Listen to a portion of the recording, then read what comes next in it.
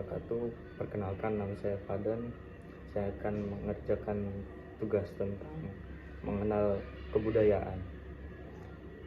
Saya akan mengenalkan kebudayaan di Provinsi Banten. Di Provinsi Banten terdapat suku Baduy. Suku Baduy merupakan suku asli Sunda Banten yang masih menjaga tradisi anti modernisasi, baik cara berpakaian maupun pola hidup lainnya. Suku Baduy rawannya tinggal di kawasan cagar budaya Pegunungan Kandeng seluas 5.101,85 hektar di daerah Kanakes, Kecamatan Lewi Damar, Kabupaten Lebak. Perkampungan masyarakat Baduy umumnya terletak di daerah aliran Sungai Ciujung di Pegunungan Kendeng. Daerah ini dikenalkan sebagai wilayah tanah titipan dari nenek moyang yang harus dipelihara dan dijaga baik-baik, tidak boleh dirusak. Bahasa: penduduk asli yang hidup di Provinsi Banten berbicara menggunakan dialek yang merupakan turunan dari bahasa Sunda kuno. Dialek tersebut dikelompokkan sebagai bahasa kasar dalam bahasa Sunda modern yang memiliki beberapa tingkatan dari tingkat halus sampai tingkat kasar. Yang pertama tercipta pada masa Kesultanan Mataram menguasai Priangan bagian tenggara Provinsi Jawa Barat. Namun demikian, di wilayah Banten Selatan seperti Lebak dan Pandeglang menggunakan bahasa Sunda campuran, Sunda kuno, Sunda modern, dan bahasa Indonesia. Di Serang dan Cilegon, bahasa Jawa Banten digunakan oleh etnik Jawa, dan di bagian utara kota Tangerang, bahasa Indonesia dengan dialek Betawi juga digunakan oleh pendatangan beretnis Betawi. Disampaikan bahasa Sunda, bahasa Jawa, dan dialek Betawi, bahasa Indonesia juga digunakan terutama oleh pendatang dari bagian lain Indonesia. Dan adapun senjatanya, golok adalah pisau besar dan berat yang digunakan sebagai alat berkebun, sekaligus senjata yang jamak ditemui di Asia Tenggara. Hingga saat ini kita juga bisa melihat golok digunakan sebagai senjata dalam silat. Ukuran, berat, dan bentuknya bervariasi tergantung dari pandai besi yang membuatnya. Golok memiliki bentuk yang hampir serupa dengan machete, tetapi golok cenderung lebih pendek dan lebih berat dan sering digunakan untuk memotong semak dan dahan pohon. Golok biasanya dibuat dari besi baja karbon yang lebih lunak daripada pisau besar lainnya di dunia. Ini membuatnya mudah untuk diasah, tetapi membutuhkan pengasahan yang lebih sering. Dan adapun pakaian adatnya. Pakaian adat Banten pada pria menggunakan pakaian model baju koko dan lehernya yang tertutup, serta pakaian bawahnya dilengkapi celana panjang serta diikatkan dengan kain batiknya. Pada baju dikenakan ikat pinggang dan diselipkan sebilah parang di bagian depan, serta di bahu diselempangkan selai kain. Sedangkan pakaian adat Banten pada wanitanya memakai baju adat kebaya serta kain batik batin sebagai bawahannya. Pakaian ini juga diselempangkan selai kain di bahu dan dihiasi dengan bros kerajinan tangan pada bagian depan kancingnya kebaya. Pada rambut disunggul dan dihiasi dengan kembang goyang berwarna keemasan. Dan adapun alat musiknya, angklung, bahun, pantung bambu, dan rampak beduk. Kesenian adalah keahlian dan keterampilan manusia untuk menciptakan dan melahirkan hal yang bernilai indah. Ukuran keindahannya tergantung pada kebudayaan setempat, karena kesenian sebagai salah satu unsur kebudayaan. Dari segi macam-macamnya, kesenian itu terdapat banyak macam-macamnya, dari yang bersumber pada keindahan suara dan pandangan sampai pada perasaan, bahkan mungkin menyentuh spiritual. Ada tanda-tanda kesenian Banten itu merupakan kesenian peninggalan sebelum Islam dan dipadui atau diwarnai dengan agama Islam.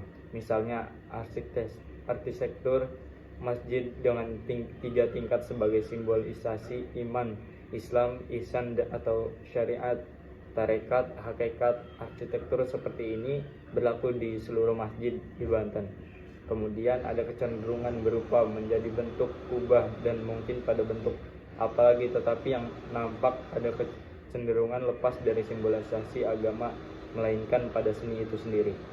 Mengenai kesenian lain, ada pula yang terindikasi kesenian lama atau dulu yang pernah berubah, kecuali mungkin kemasannya. Kesenian dimaksud ialah seni debus, seni rudat, seni terbang, dan ada pun kebudayaan Pancaksilat.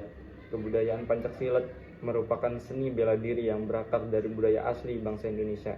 Disinyalir dari abad 7 Masehi, silat sudah menyebar ke pelosok Nusantara. Perkembangan dan penyebaran silat secara historis mulai tercatat ketika penyebaran banyak dipengaruhi oleh kaum ulama. Seiring dengan penyebaran agama Islam pada abad ke-15 di Nusantara, kala itu Pancaksilat telah diajarkan bersama-sama dengan pelajaran agama di pesantren dan juga surau-surau.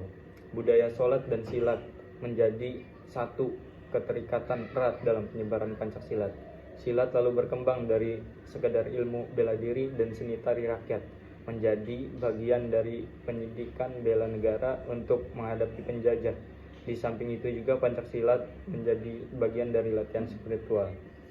Banten yang namanya singkat dikenal untuk ilmu silatnya juga penyebaran tidak terlepas dari ajaran agama Islam. Tidak heran banyak nama dari jurus dan gerakan perguruan silat asli Banten diambil dari aksara dan bahasa Arab. Pancaksilat Banten mulai dikenal seiring dengan berdirinya kerajaan Islam Banten yang didirikan pada abad 15 Masehi dengan raja pertamanya Sultan Hasanuddin. Perkembangan Pancaksilat pada saat itu tidak terlepas dari dijadikannya silat sebagai alat untuk penggemblengan para prajurit kerajaan sebagai bekal ketangkasan bela negara yang diajarkan oleh para guru silat yang menguasai berbagai aliran.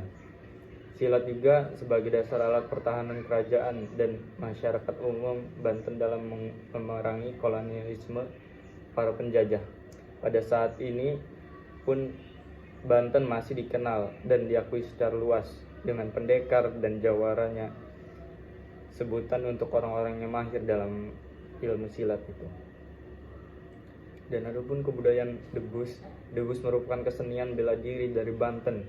Kesenian ini diciptakan pada abad ke-16 pada masa pemerintahan Sultan Maulana Hasanuddin Banten pada tahun 1532 sampai 1570. Debus suatu kesenian yang mempertunjukkan kemampuan manusia yang luar biasa, kebal senjata tajam, kebal api, minum air keras, memasukkan benda ke dalam kelapa utuh, menggoreng telur di kepala, dan lain-lain. Debus dalam bahasa Arab yang berarti senjata tajam yang terbuat dari besi, mempunyai ujung yang runcing dan berbentuk sedikit bundar. Dengan alat inilah para pemain debus dilukai dan biasanya tidak dapat ditembus walaupun debus itu dipukul berkali-kali orang lain. Atraksi-atraksi kekebalan badan ini merupakan variasi lain yang ada di pertunjukan debus, antara lain menusuk perut dengan benda tajam atau tombak, mengiris tubuh dengan golok sampai terluka maupun tanpa luka, makan bara api, memasukkan jarum yang panjang ke lidah, kulit pipi sampai tembus dan tidak terluka, mengiris anggota tubuh sampai terluka dan mengeluarkan darah tetapi dapat disembuhkan pada seketika. Itu juga menyiram tubuh dengan air keras sampai pakaian yang melekat di badannya hancur.